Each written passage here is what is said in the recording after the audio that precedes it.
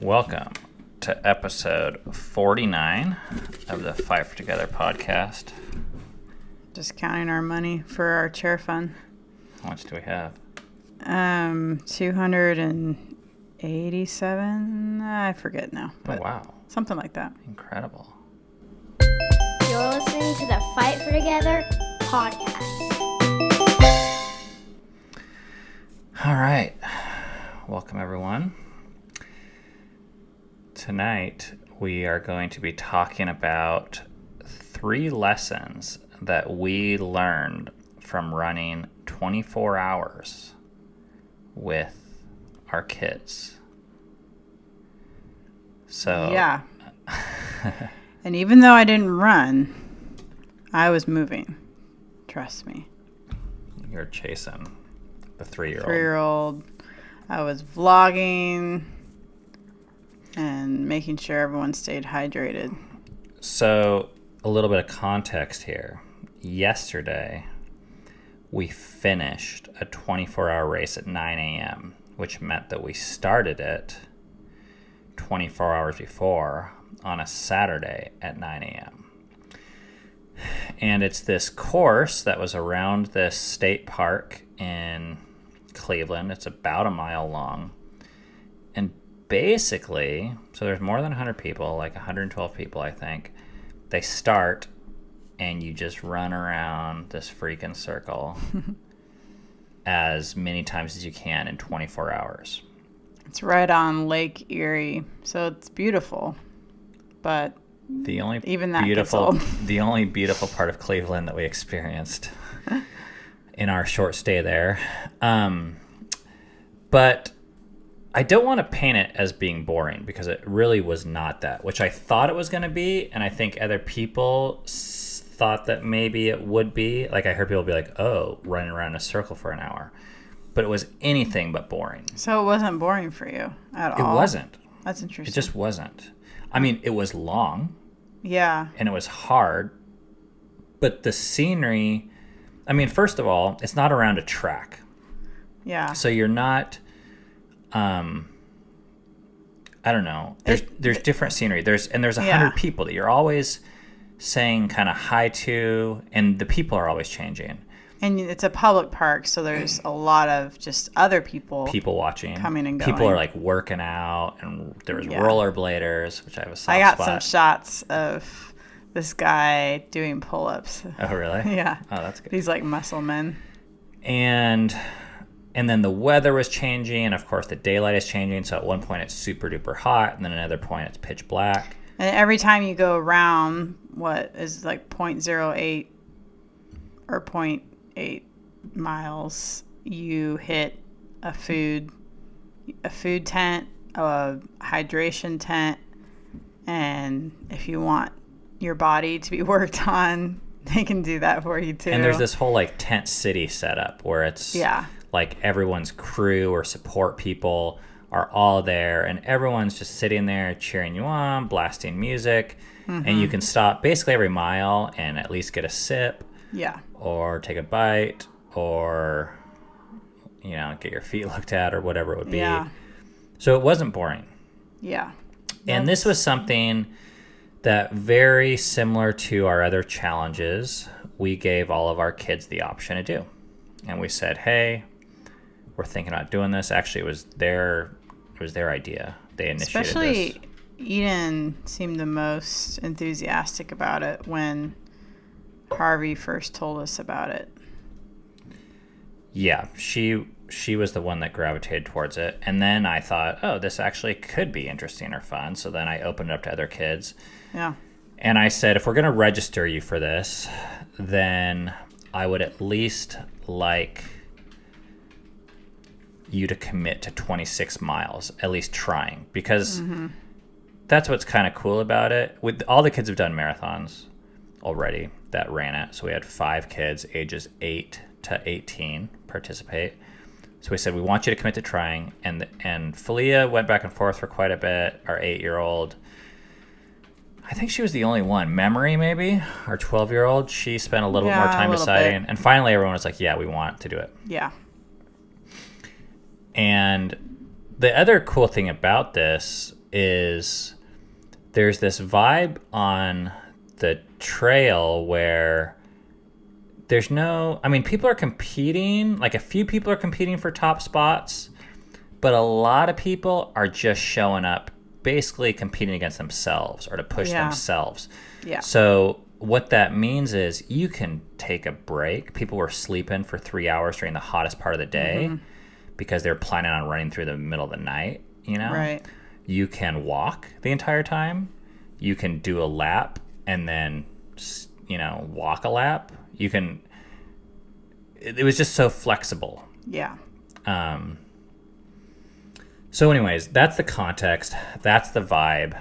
And I want to share with you 3 things that we experienced this weekend that I think will benefit you to hear about, because it was a really unique experience for us. Most people don't do this, period, and especially with their kids. So I found myself reflecting as I had a lot of time to do. So let's just get into it. The first thing is we have found it very beneficial to provide environments where kids can find their limits. So I want to tell a story. When we were planning for this, we found out that a tradition for ultra marathons is to get like a belt buckle, like a steel belt buckle that's like personalized and kind of badass. Well, not personalized, but custom for the race. If you run 100 miles, like 100 miles is a pretty momentous thing. And turns out not very many people are able to achieve that. No, it's very hard, which we knew up front, but we've run 26.2 and we thought, well, we have a lot more time, so why not shoot for something? So me and Eden especially, but I think a few other kids, decided we'd like to go for 100 miles. Like, that sounds cool. It sounds doable. It sounds like it would really push us. And I don't know. I kind of thought I might do it. I think Eden was pretty sure she would do it. I think Eden could have gotten pretty dang close if her knee didn't go out, but... Well, so that's going to be our story that you're jumping ahead to. And Eden is 16. And about 30 miles in, so we finished the first marathon. Everything's going good. Yeah. And about 30 miles in, she starts complaining about knee problems. And I actually haven't even got the specifics about it exactly, because I wasn't really... There was like doctors there that were looking at it. One of her knees, yeah. And it was the type of thing that wasn't just buck up and suck it up. It was like, oh, we don't want permanent damage to happen here.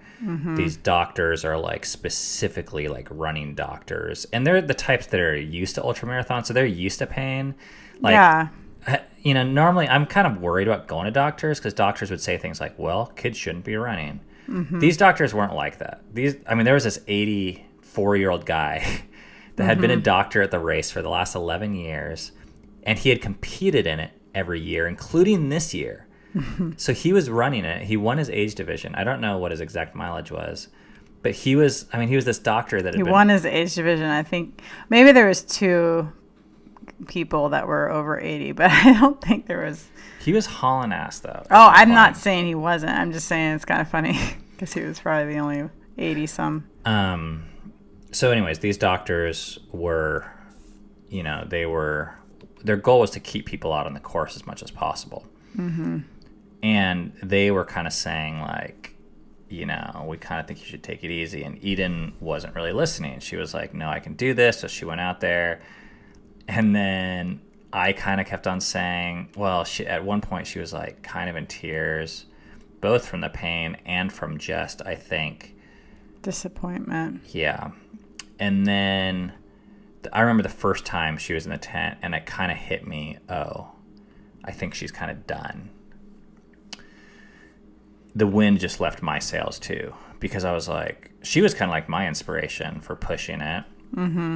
And I was like, I don't know. It was so weird because I felt like, oh, if I'm a good dad, am I supposed to like not I knew she was going to face disappointment. So I was like, should I just sit here with her and kind of be miserable and also be disappointed? But then I knew I don't think that would really help her disappointment. Yeah. And she's the type where if you try to like help her too much, it's almost like it irritates her. Like she just wants, she's very independent. She likes to be miserable by herself. Yeah. So she kind of kept on running another mile or two, and they adjusted a few things first, and they said, try this should help it, and it didn't. And finally, what I heard, I think numerous people were telling us, but finally Harvey Lewis, who is a Cincinnati friend of ours, an ultra marathon runner that went on to win the race. He's the one who told us about this race. He tells her, Eden, walk or something like that. And for some reason, she listened to him. Yeah. But she's sitting there crying in the tent, and so much is happening right there. And the easiest way I can share about this is we're in the process of making this vlog or video about this event, which I would encourage you to watch. Even though I haven't made it yet, I think it'll better show the magic of this event and the impact for our family. Mm-hmm. So it's going to be one of those videos we put a lot of time into editing. But I had this storyline worked out in my head, which is, it's very similar to every marathon we've done, which is, okay, this is going to be hard, but we decide to do it, and then it gets harder, and then we don't bear really down. know what the outcome really is going to be. Well, I guess people do. We don't, but we do. It's like kind of simple storyline. It's like it's hard, but then do we quit or do we keep on going? And then it's like we always keep on going. Yeah. And then we finish it, and it's like hurrah, we beat the. What is that, man versus machine or something? I don't know what it is. Man versus himself. Something. We beat the marathon. Yeah. And I thought this is going to be similar. We set this goal. We face it. If it's just a matter of willpower, we overcome it. Mm-hmm. And it wasn't that way. And I see my kid breaking down, facing disappointment. And there's a part of me that felt like, why are we here? It just occurred to me that it's a microcosm of what we experienced with the Appalachian Trail, because it wasn't as short as a marathon. So it was long enough that you kind of had these ebbs and flows of should we be doing this? Should we, this kid is having this issue. Maybe we should bail. But if we bail, that's going to mean this. I mean, it's just all these different questions. So what I realized, going back to this main topic, is that providing environments where kids can find their limits. Another way to describe finding your limits could be defined as failure. I don't like that word because it has a negative connotation to it, but your limit is how far you are not able to go. I saw this really clearly actually in this 24-hour race. Even for myself, I felt like I took something away in that, if you don't fail, in your life, if you don't fail, you actually don't grow very much. If you just keep going, the kids who just succeed, if they don't know how to handle failure. I think how to handle failure is where you actually grow. Yeah. It's interesting. I think it is one of the things that, Mount Rainier is a mountain in Washington. It's the third tallest peak in the United States. And people say it's the most difficult climb in the lower 48. And I've been to the top 5 or 6 times. And it's one of the harder things I've done in my life, I guess.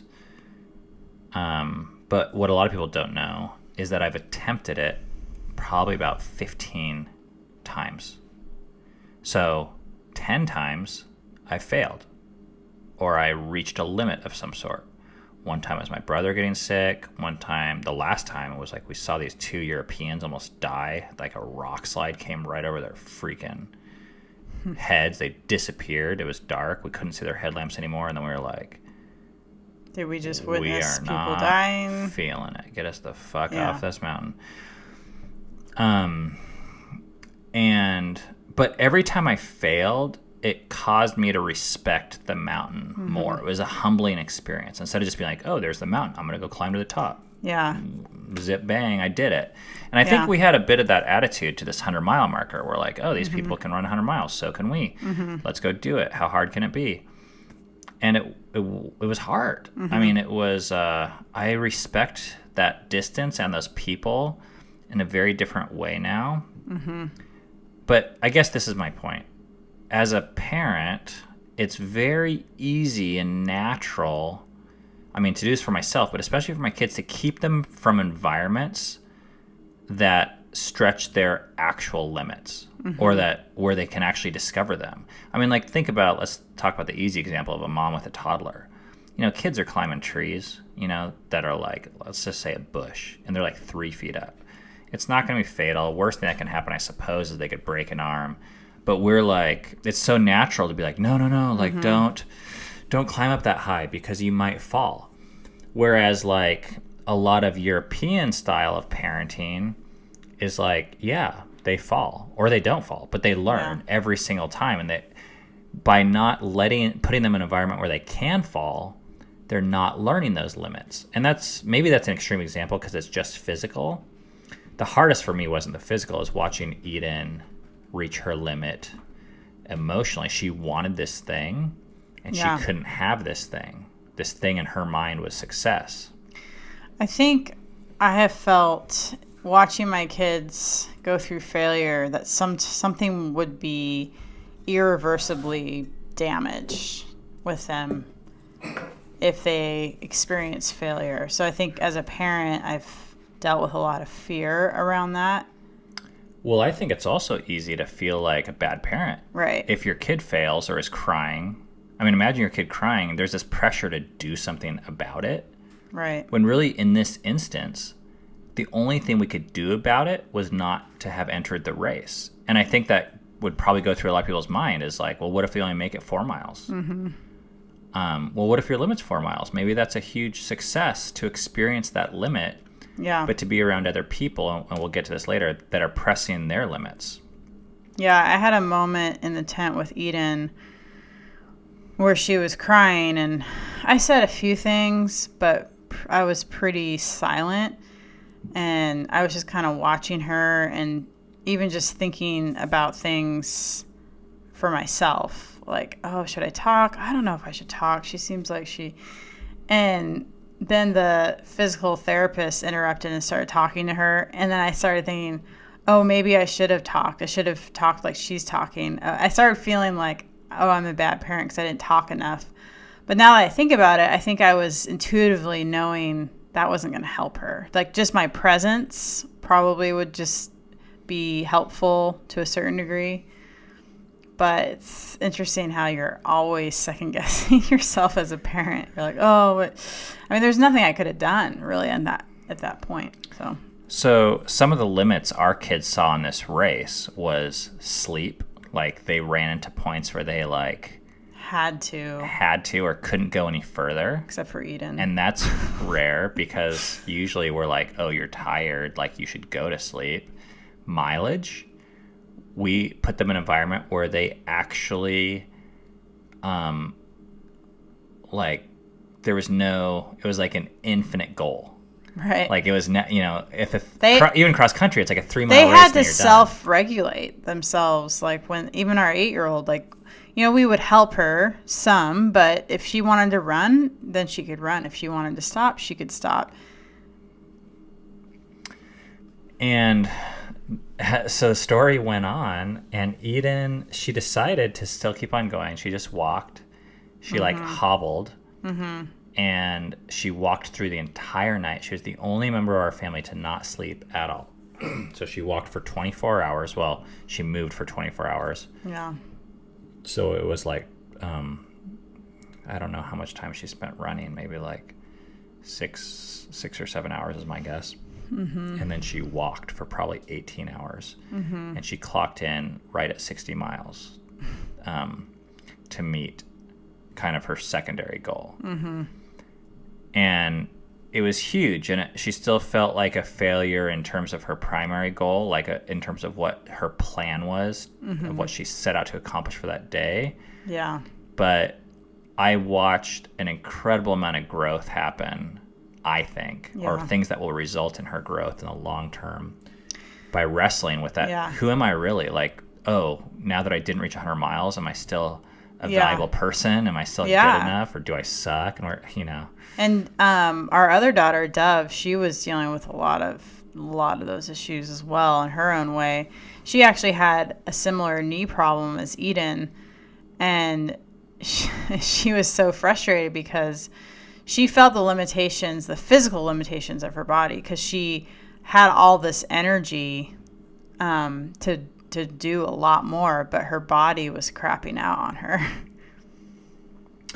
So this is my challenge to some of you out there, just based upon our experience, are there environments that you could facilitate your kids being in, or at least not prevent them from being in, so that they could find and explore their limits? And what I would finally say as parents, what we have found to be very valuable is to celebrate those limits, not to create shame around them.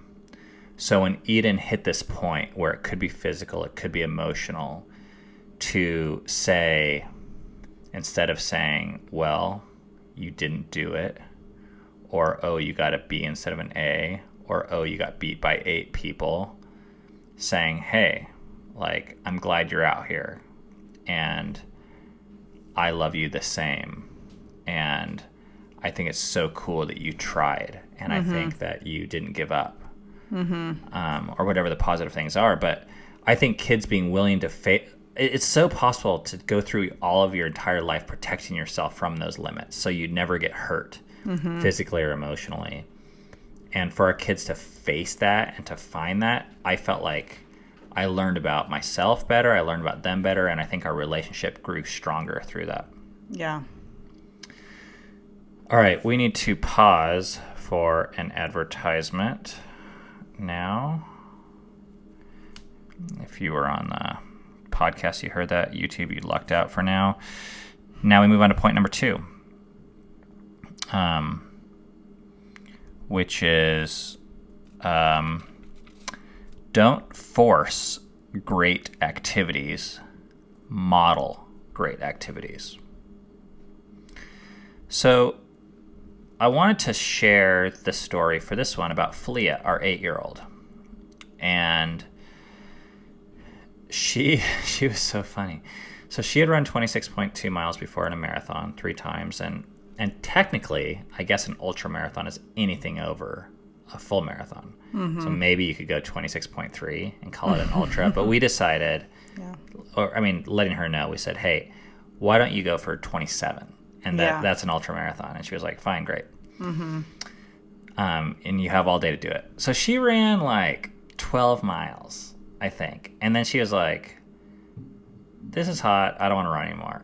I want to go play in the lake, which is right next to it. And we're like, fine, go for it. I mean, it was like noon or 1 or really 2. It was super hot. And all these kids were out there playing. She saw all the kids playing. And she was like, I want to be out there playing. So she went out and played. And then she sat around for an hour plus after that or something. I mean, you know more than I do because I was running. And then she was like, I want to run some more. So then she ran some more. And I kept on saying, like, hey, do you want to walk with me? Because, well, about 12 hours into it, I could not run anymore. In fact, after I did the marathon, I was just, like, dying. And After you did the length of a marathon. Yeah, 26 miles. Yeah. And then I decided to walk 2 laps. And I thought I was like kind of giving up because I'd never done one of these before. But it turns out a lot of people walk for huge parts of it. Yeah, to give your save body so like much energy. a break. Yeah. So I kept on saying, hey, do you want to walk with me? And she was like, no, I want to run. So she ran and then and then she did that for another 5 miles maybe. And then she was like, I want to go swimming again. Right? Maybe. I lost track. I don't. Her and Memory were kind of doing their own thing. And then she went swimming again. Mm-hmm. And I'm kind of thinking like, okay, well, I don't know if she's even going to finish the 26 miles in this time, but whatever. Like, it's her choice. And because we were thinking she was going to sleep for a good portion of the night. Yeah. So then she comes back, and this is around maybe 9 or 10 p.m. It's like dark. And Cammie's like trying to put her to bed because we have this like tarp that she can just like sleep on in the park that's right next to the track. And she was like, I don't want to go to sleep. I want to run some more. So we're like, okay, run some more. So she did. Yeah. And then at one point she did sleep for like 3 hours, but she said, I want you to wake me up. So I woke up, I think at 4 or 5 a.m. It was dark. And she said that she wanted to get up to run also. So I woke her up, and then she ran. And long story short, at the end of 24 hours, she had run, her goal was to run 27 miles. She finished 41 miles. 13 more, a full half marathon more than even her goal. Yeah. And there's this amazing picture that someone took of her running side by side next to Harvey, the guy that finished the race, the finalist that ran 130 plus miles. And they're running side by side because in the morning, like the middle of the night, I couldn't run with her, and she didn't want to walk. And he was like one of the few people that was like always running. Yeah. So he ran with her, Yeah. like laps. So this like world champion runner And she was running side by side with our 8-year-old. Yeah. And this picture, it's just like, it sends like chills down my spine because I see it. I'm like, whoa. And she did it all by her choice. Like no one forced her. She just wanted to do it, and she did it in her own time.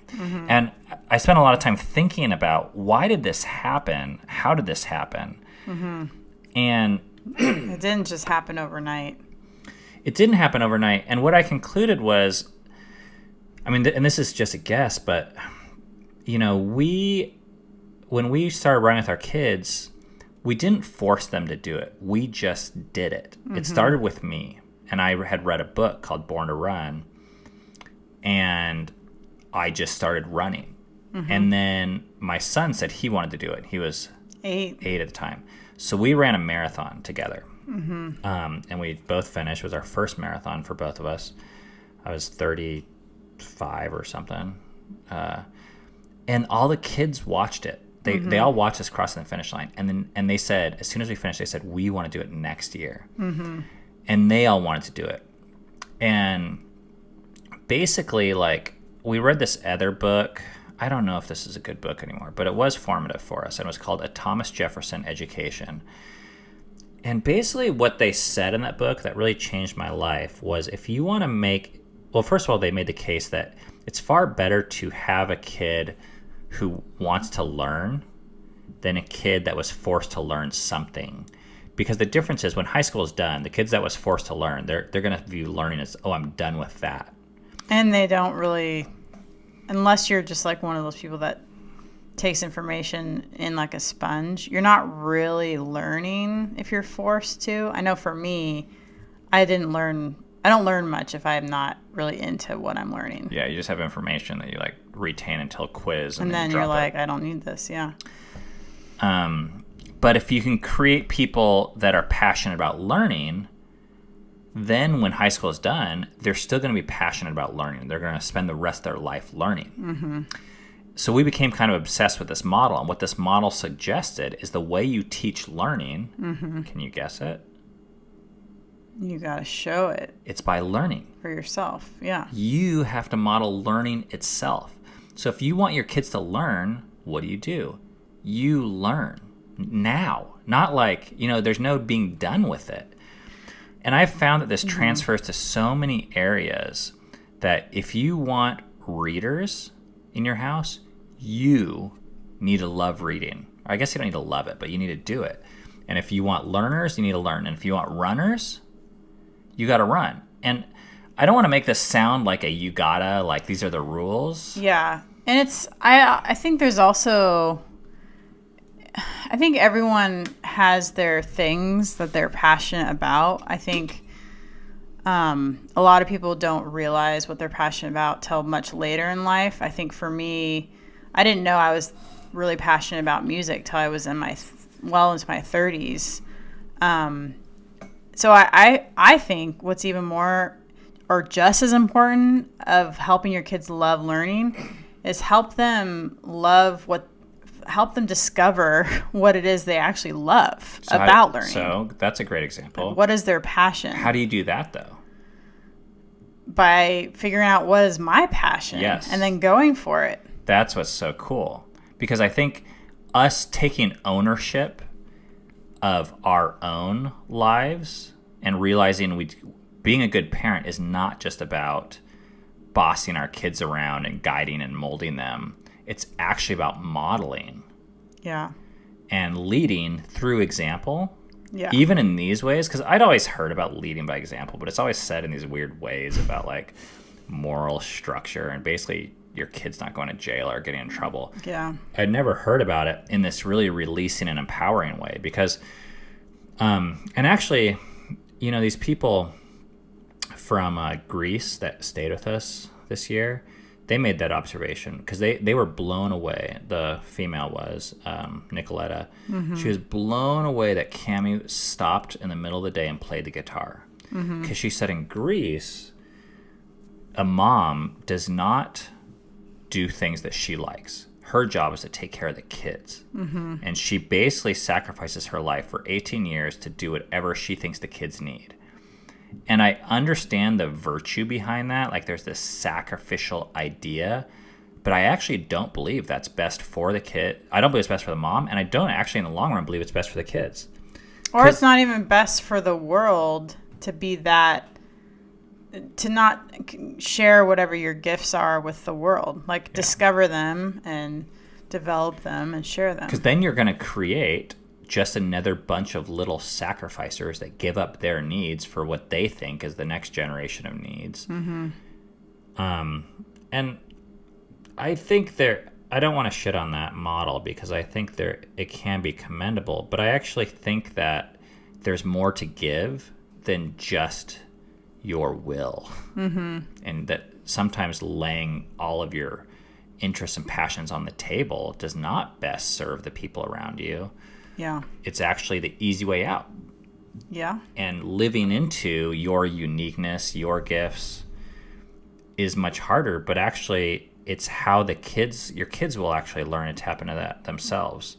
So a few disclaimers I want to add. One is this is not a promise. Like just because you start running does not mean your kids are going to love it overnight, especially. But if you actually do it and if you actually start to enjoy it and you're getting something out of it and the kids are around it, that's what was cool about this environment. There was 80-year-olds, there was people of all body weights, sexes, shapes, sizes, abilities. I mean, there was people that like, there was one guy that was like HIV positive and he says this was a part of his recovery.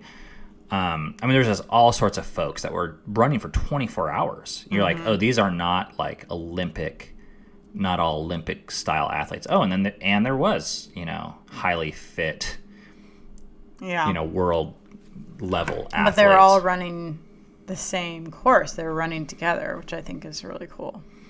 But by our kids just being around that and seeing that as an option, I'm fine if they grow up and they're like, screw running, I hate it, I never want to do it again. Yeah. But they've seen it, and at least they're going to have to say no to it. Well, and they can transfer whatever they've learned through running to something else in their life. And I want to go back to the main title, which is Don't Force Great Activities, Model Great Activities. I want to also be careful about defining great activities because a great activity is not necessarily reading or running. In fact, Cammie, you kind of said it yourself that there's something behind it.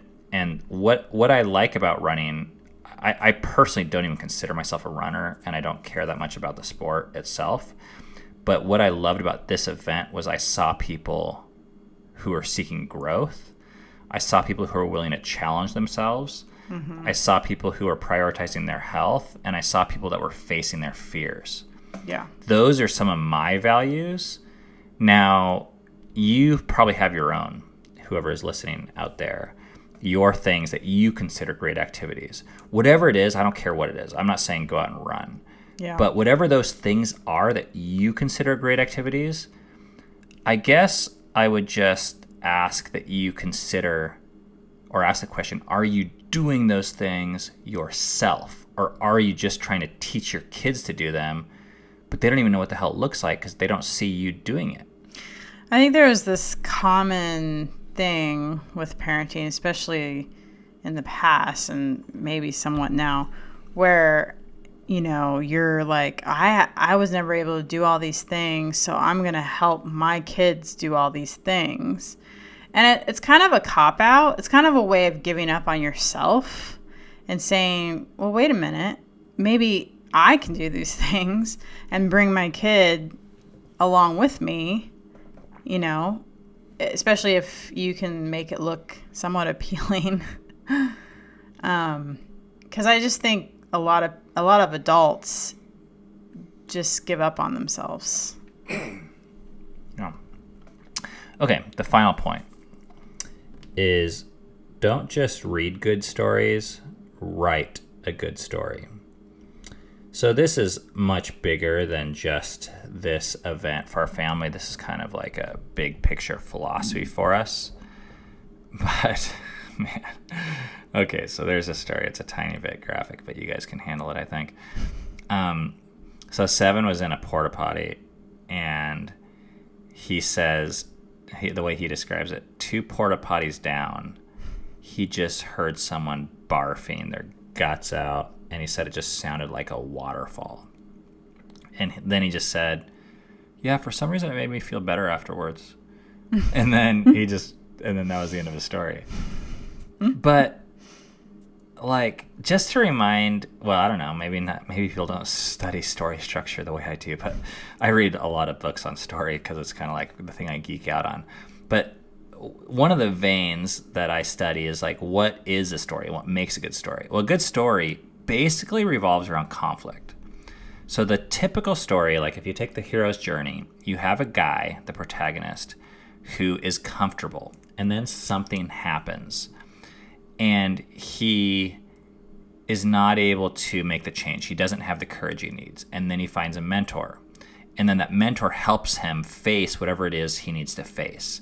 And usually he leaves home, or home, quote unquote, like his home environment, whatever's comfortable to him. He goes into this other place, and then he faces some sort of challenge or villain, and then at the end he comes back home. But there's something really important about how he comes back.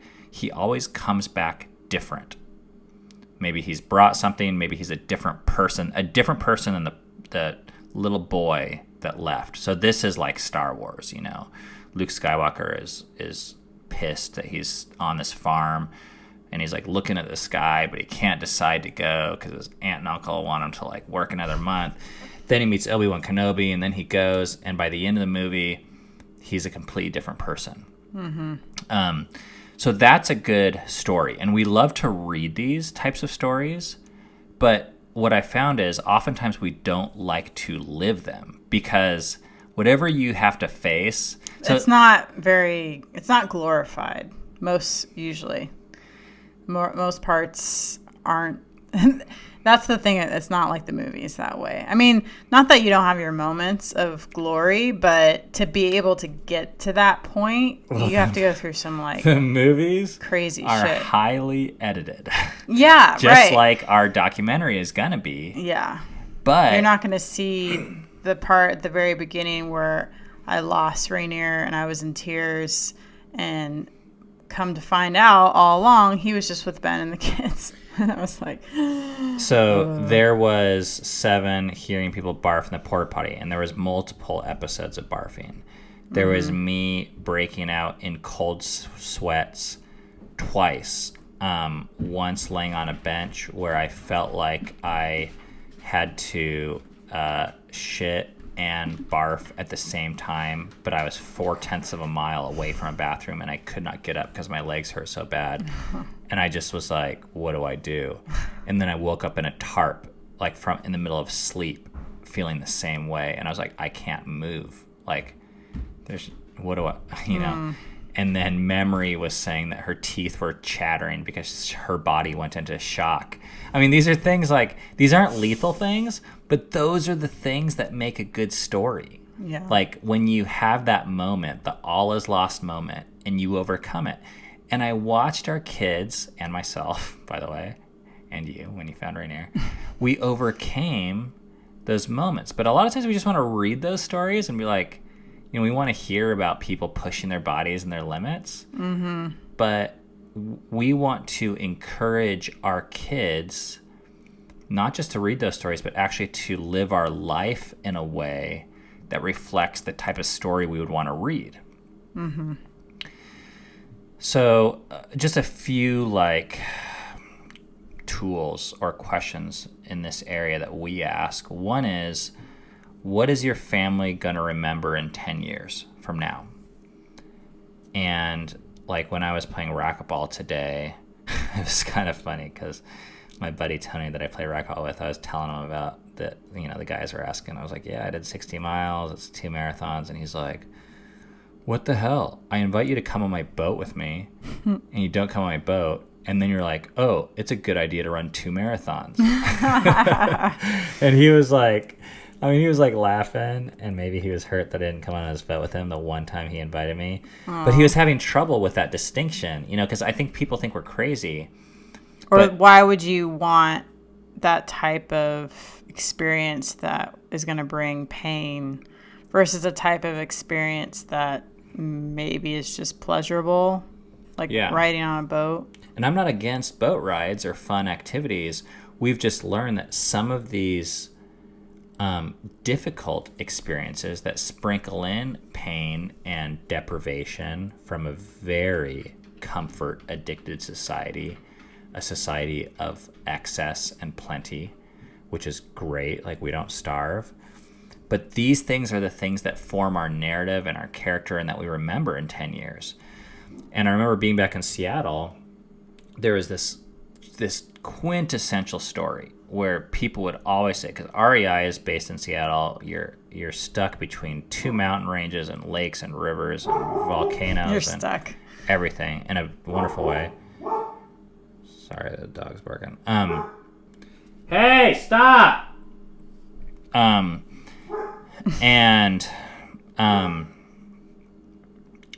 people would always tell a story about how they went to REI, bought all this gear, went camping, and then it poured rain for 3 straight days, the weekend, and then they got home, and then they said, I'm never camping again. And they're telling the story now 5 or 10 years later. Mm-hmm. And I would always ask those people, I'd say like, well, what was the alternative? Mm-hmm. At least the camping adventure, you're still talking about it 10 years later, which means you remember it. The alternative back then was to stay at home and watch, season 2 of Lost or Alias or some shit? Like, you know, those are fine, but you will not remember it in 10 years.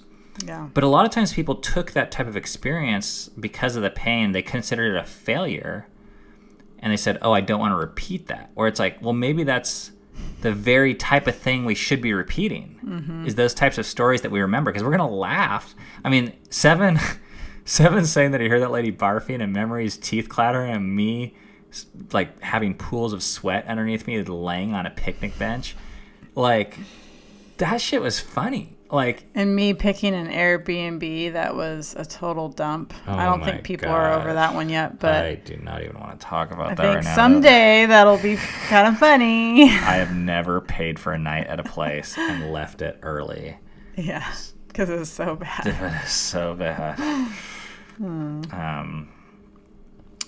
So the way, in terms of writing a good story, once again, I want to be careful that you guys don't take this too literally with what we did and be like, well, we need to enter a 24-hour race.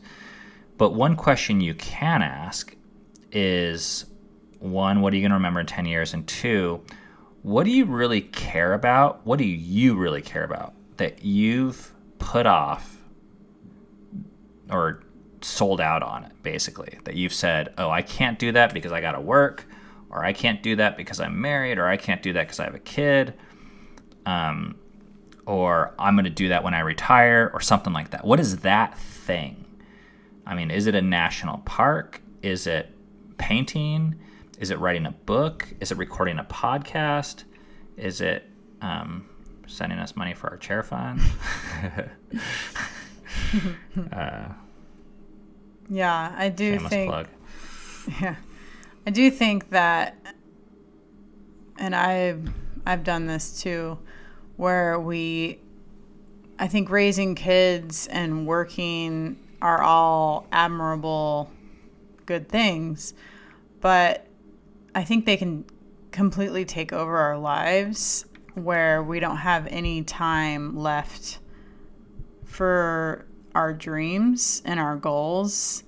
And some people that actually might be true of, but I think probably most people that are listening, that might not be true. You might actually be able to do something to further your dream or your goal right now. Even if you have a 2-year-old, or even if you work 60 hours a week, there's probably something you can do. So I would love it if you guys would think about that in terms of what does a good story look like for you, for your history, for your personality type, for your character, for your experience. What type of story would you want to read about that type of protagonist?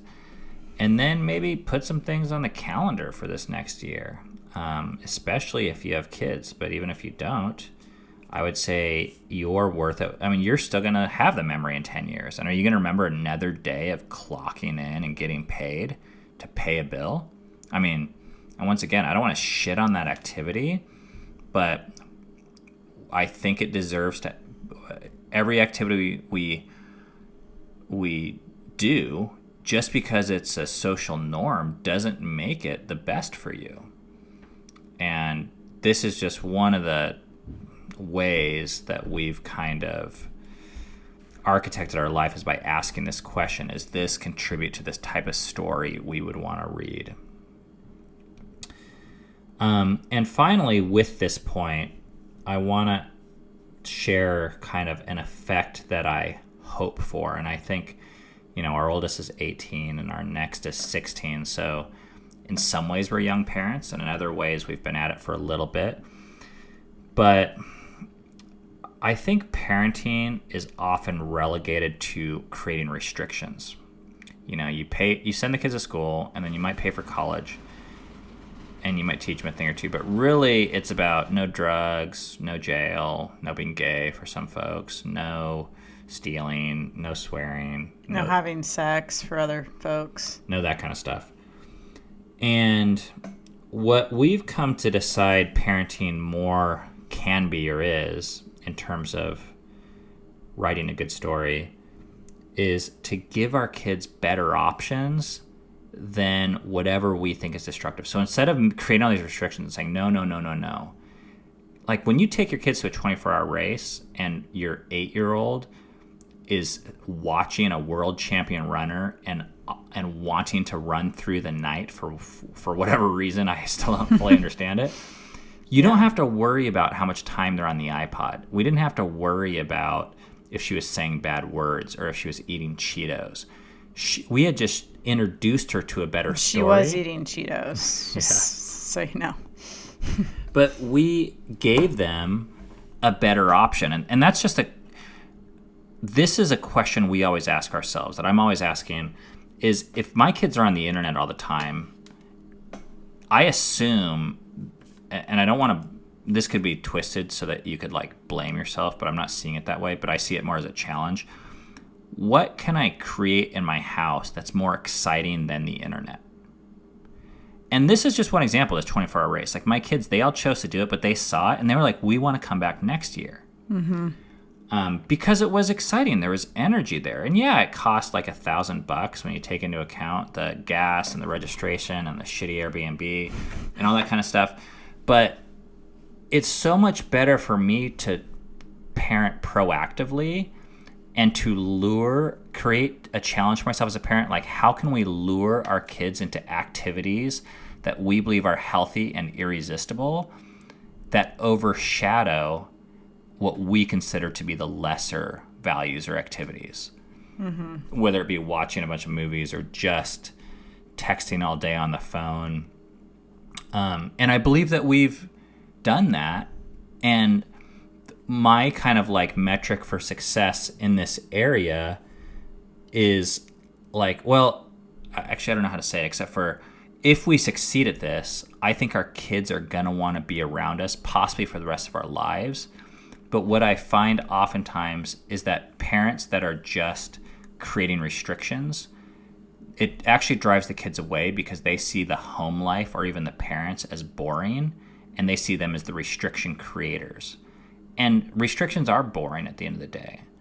I'm not saying they're not valuable or effective, but there's something better to live for. And if you are interesting, or if you introduce your kids to bigger worlds, I think they actually do crave that and they want that. And they won't always choose it. But I was blown away that Flea, given the opportunity, chose it. Yeah. She knows the feeling of like, you know, crossing a finishing line and cheering and just the feeling you get when you are done running. Mm-hmm. You know, it's like it's never felt so amazing to just like sit down and know that you don't have to keep on going anymore. The race is over. Yeah.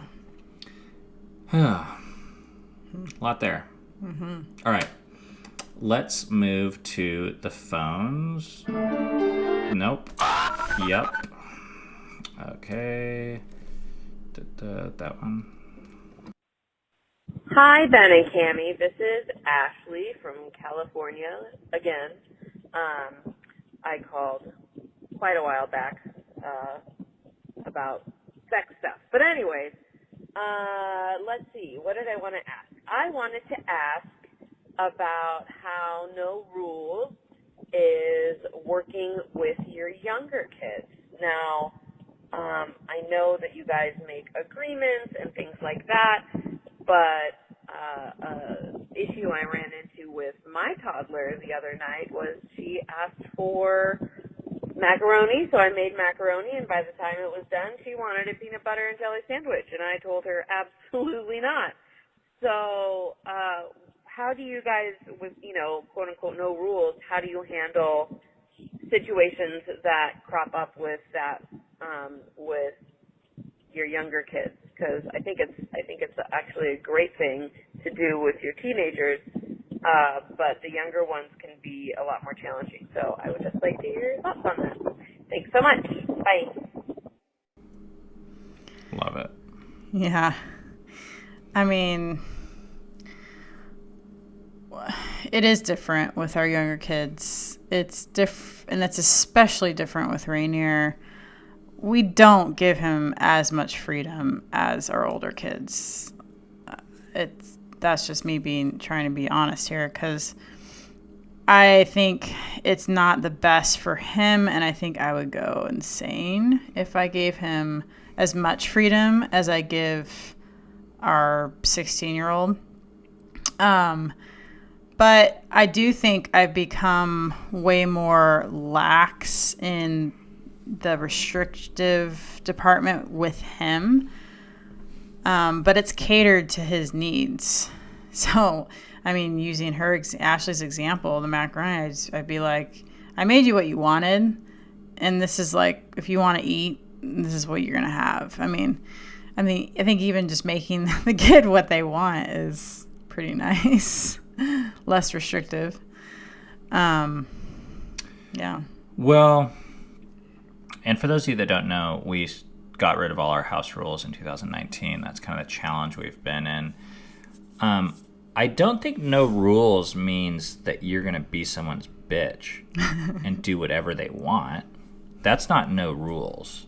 No rules doesn't mean unlimited freedom, like I'm going to serve you to get you whatever you desire. So using that example, I could just like charting our own personal change. like in 2018, back when we had rules, I could see us saying something like this. Rainier, we make macaroni and cheese for him. He's our 3-year-old now. And then he wants a peanut butter jelly sandwich. And we say, nope, you have to finish what's on your plate. That's the rule. And we kind of like create some blanket statement like that. Or, nope, no peanut butter and jelly sandwiches on Thursdays. I mean, that's an extreme example, but we'd almost resort to something like that. Mm-hmm. Now, in 2019, like I said, that doesn't mean you're someone's bitch. So if he says, well, I want this, I could see one of us saying, well, I'm not going to make you that because I don't want to. Mm-hmm. And I don't think you need it. So I'm not going to do it. Yeah. But the difference is, and it's a very important distinction, there's I statements, and we're talking about our feelings and our freedom and our desires. And now the child, even though they're young, is having to learn that different people have different desires. Mm-hmm. Now, I'm not entirely sure. This is a big black and white experiment for us. So, like, rules can be really convenient and nice because in a way they're shortcuts to those preferences. Mm-hmm. But what we found back in 2018 and all of our life previous was I think we were overly dependent upon that shortcut type language. We had all sorts of rules that after a while we didn't know why they were even there anymore, like who they served. They just kind of served this general sense of restrictive stability. Yeah, I think it was like, so you didn't have to think about your own preferences and how your kid was affecting you or you were affecting them. It was just, you could appeal to something outside of you. Yeah. Which is nice. I get it. It makes things safer emotionally. And there's less for the kid to argue about, maybe. And people will say, and I agree with this actually, that it offers a structure which smaller kids gravitate towards and value from and benefit from and they learn from. Yeah. But it's also a structure for them to encounter the preferences of another human. Mm-hmm. When they hit another kid, and if it's the Wild West and the other kid hits them back, well, you don't need to have a rule that's no hitting. They're just going to learn, not to hit because they don't want to be hit back. So there's almost another structure of stability that starts to emerge. Well, yeah, I mean, the hitting thing, I think most parents aren't comfortable with that because it stigmatizes them as like, oh, my kid's the bully. Yeah, that's a tough example. But going back to the PB&J or macaroni and cheese, if you say, I made you one meal for dinner, I'm not going to make you two, because I don't want to, because I feel like I have better things to do with my time. I mean, you don't have to say all that, but essentially you're saying it in the way that they understand that mommy doesn't want to make another meal. Yeah. You can eat this or you can eat nothing. Mm-hmm. That creates also a sense of order. Mm-hmm. If you're firm about that. I mean, unless you want to make your kids a million meals. Hi, Ben. Hi, Cammie. Barry here from Imperial Beach, California. My question is, have you guys thought of maybe once a week sharing news with us that can relate to where you guys are in your spiritual journey in life? Maybe on the podcast, maybe read like a book club type thing of the Bible. Appreciate your time. A little nervous. First time caller. Love you guys. Found you on the trail, basically, on YouTube during my research of hiking. Anyway, have a great day. Happy birthday, Ben. Message got cut off, or it was like the message didn't come out clearly, obviously, but I had a soft spot in my heart, first of all, because not many males call in. Yeah. And second of all, it was his first time call, so I wanted to play it. And I think we can guess about what he was going to say, because he was, spiritual. I think, asking why we're not more vocal about what we're learning. He used the phrase like some sort of Bible study or a weekly book club or something like that. Yeah. Which I can understand where that's coming from. but I guess I'll answer first, and then I'd like to hear what you say. But a lot of our Christian upbringing was a lot of talk that really was meant for this kind of like inside club. So people would share what they're learning, but they used all these verbiage of like, well, God taught me, and they'd kind of like drop these Bible verses or Bible language that was really kind of like an insider. It was just an inside culture. And well, I guess that's what I came to learn it was. I thought it was like an actual spiritual thing, and then I realized, oh, this is just like, I guess you could have black people talk to black people in a certain way, or other people might use a different type of language, or teenagers talk in teenager way to other teenagers, and Christians talk to other Christians like Christians do. And I thought, well, that helps when you're talking to those people, but that's pretty limiting. And I would actually want to talk to people. These lessons are bigger than, to me, that little group. So I started asking this question just as a storyteller myself, or as a communicator. What's the best way to share the message, the most accurate way that gets what's in my heart to the types of people that I want to reach? And sometimes we use the Bible, and a lot of times we don't. Sometimes we use like Christian lingo, but a lot of times we don't. And I'm not married to just that people group, though, in terms of like who, like even like the types of things that we talked about today, like, and what we've learned is best for our kids. So what we are trying to stick with sharing, at least on this channel, is just sharing our story and our experience and what we're learning. And sometimes it includes a Bible verse. A lot of times it doesn't.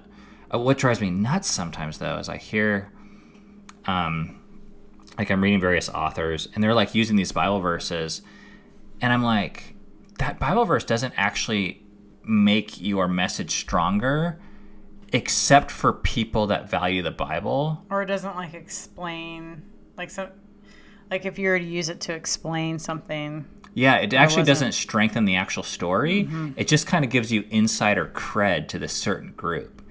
And I don't want that type of cred. I want to focus on whatever the best story is, the art of the story, and let the cred take care of itself. Yeah. Yeah, that sounds good. All right. Hey Crawford, it's Katie. I'm from Maryland. You asked to comment on what I like and what I don't like. Well, I love your podcast. I think it's great. I think it's wonderful, your setup, and I'm cheering for you and your chair fund. Although I'm sadly extremely poor and cannot contribute. I'm also really bummed out that you all won't be attending camp. And my question is that I'm wondering about your experience with therapists. Did you go therapist shopping, if you will? And what was that experience like for your family? Did you stick with the same therapist? Did you all get different therapists? I guess that's multiple questions. Feel free to pick one. The only thing that I don't like about the podcast is that sometimes I think Cammie has a lot of valuable information, and Ben tends to cut her off sometimes, and that bugs me a little bit. But everybody has their quirks, and I think you all make a great team, and I appreciate that you share so much with the world and your viewers. Thank you so much for everything that you do and the conversations that you start. It means a lot to me, and it's been important on my journey. Take care. I loved that phone call. Yeah, that's cool. That's cool how honest yeah. Because a lot of people will just like write us off if they're like, ooh, strong male. But she was just being honest with how it made her feel. She said it bugs me. Yeah. And she called it a quirk. Yeah. And like, so I want to, that's more interesting for me to talk about than the therapy thing. We'll get to the therapy thing, but I want to dissect this for a second because I really enjoy it.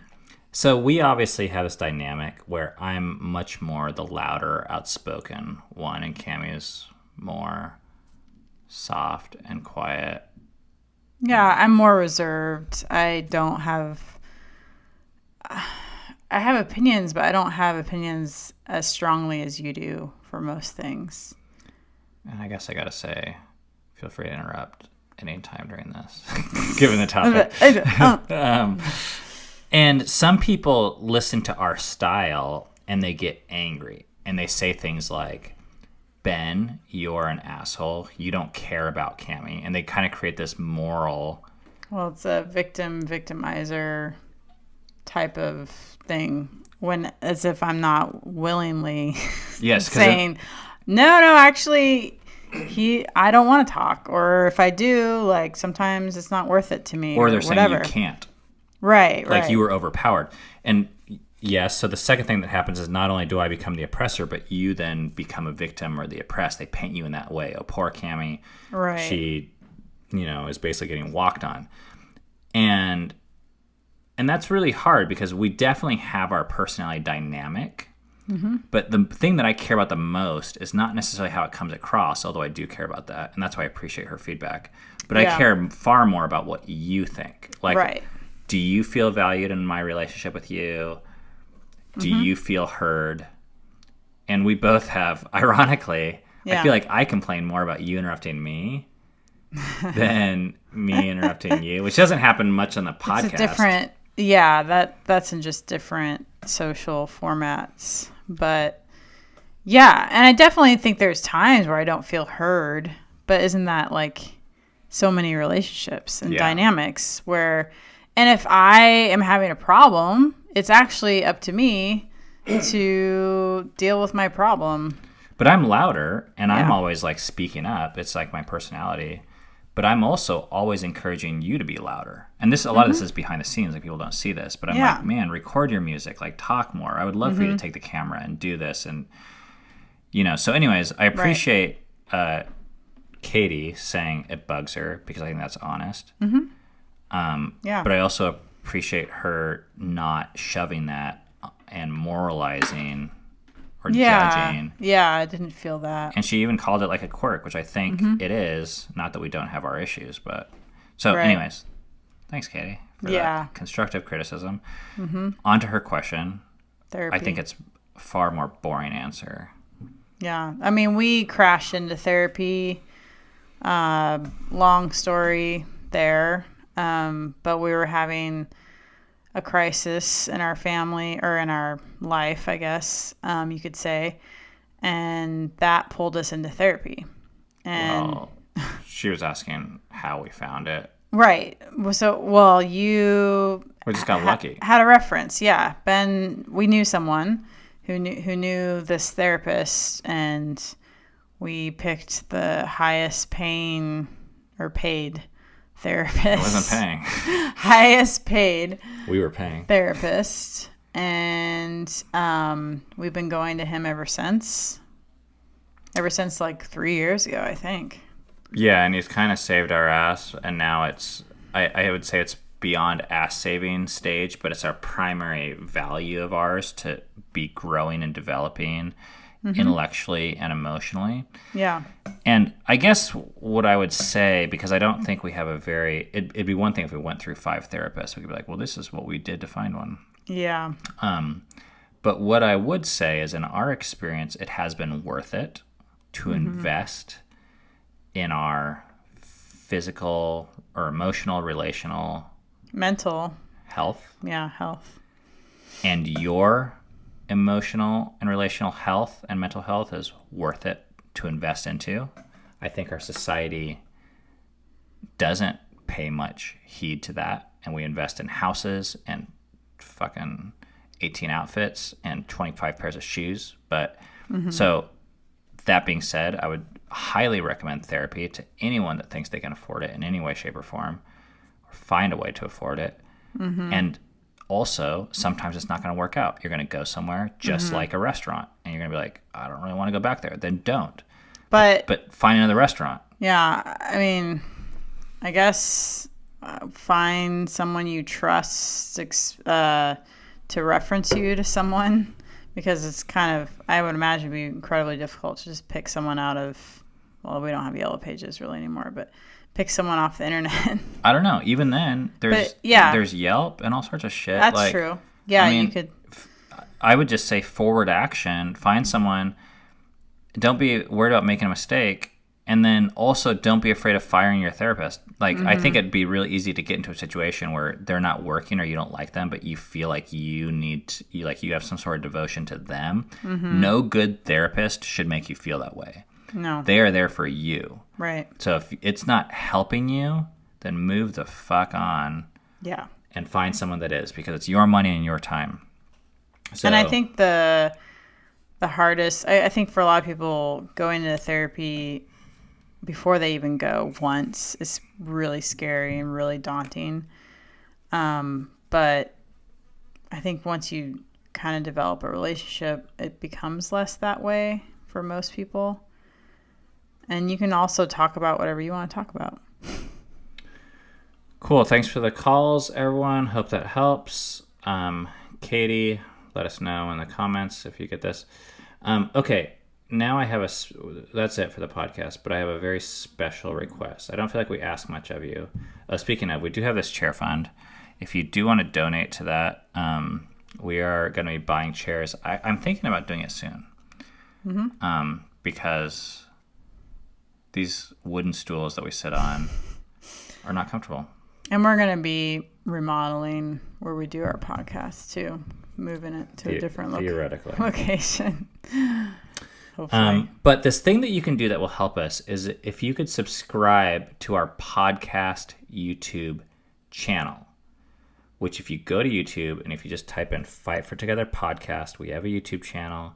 And if you subscribe to it, and here's why. We have 898 subscribers. I need 1,000 to be able to turn ads on. That's just like the rule. So we currently have no way. Well, we made $50 off ads from Anchor. But that isn't like, that's at 49 episodes, that's $1 an episode so far. So we're trying to like at least pay the bills with this podcast so that we can cover our own gear and stuff. And this will help us. So all you have to do is subscribe to our podcast YouTube channel.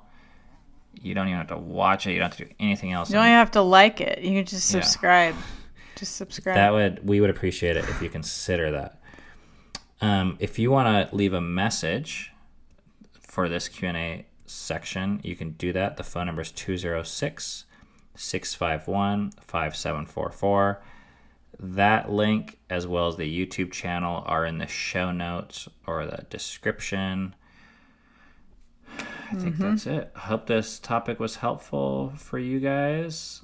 And keep on keeping on with these tough topics about family and together. Peace out. Thank you for listening to Fight for Together. We'll see you next time.